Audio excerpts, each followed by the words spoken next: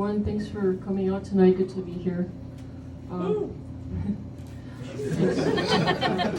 Does anyone else ever look at expired fast food coupons on the counter and think of your own unused potential?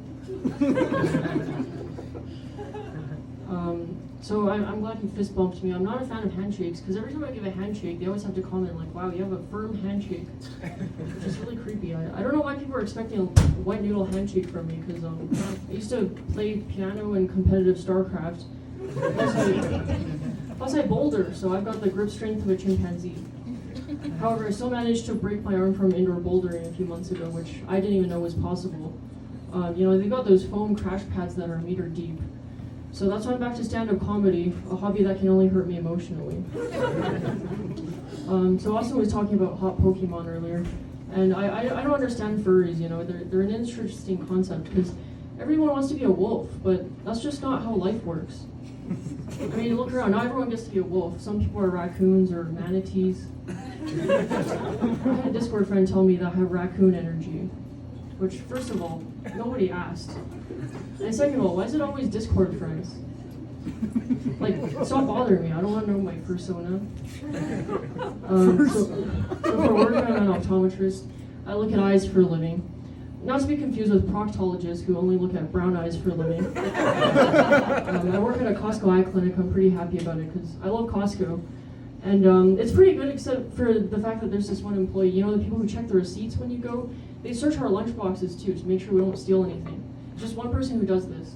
And she knows that I work there. She really thinks I would risk it all for some Philips Electric toothbrush heads. That's the #1 stolen item at Costco, by the way, Philips Electric toothbrush heads. Say what you want about criminals, but they really care about their dental hygiene.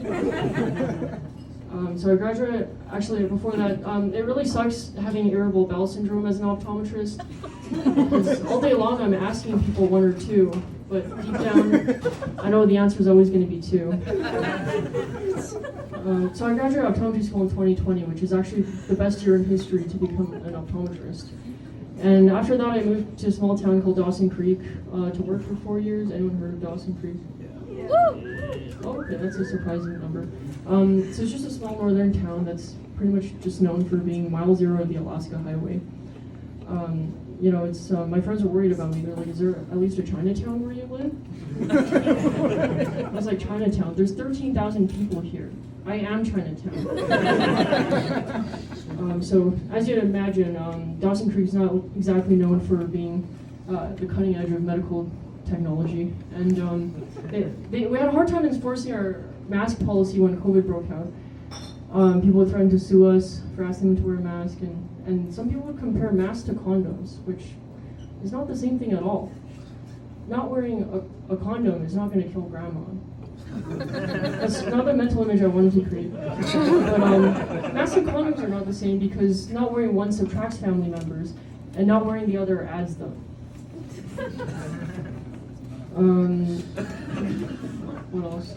So, I have a hot take to share with you guys. Jaywalking should not be a punishable crime.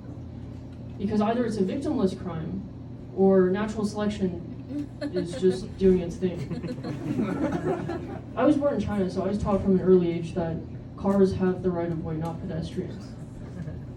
And it actually seems like you guys have the same rules here, except pedestrians are just starting to figure that part out. Too soon?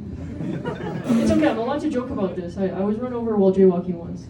Well, actually I was on a bike, so I guess I was jay-biking, but I got hit by a motorcycle, so, same rules apply. Whoever has more momentum has the right of way.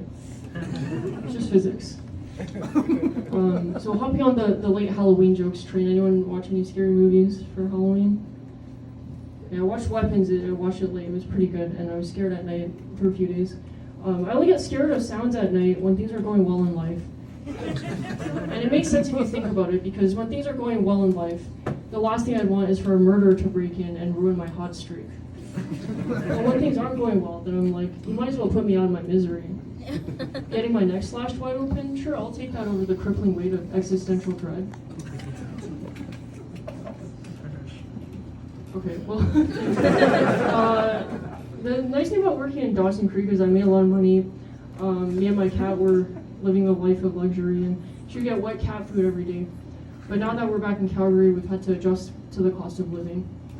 So now she subsists on just dry kibble.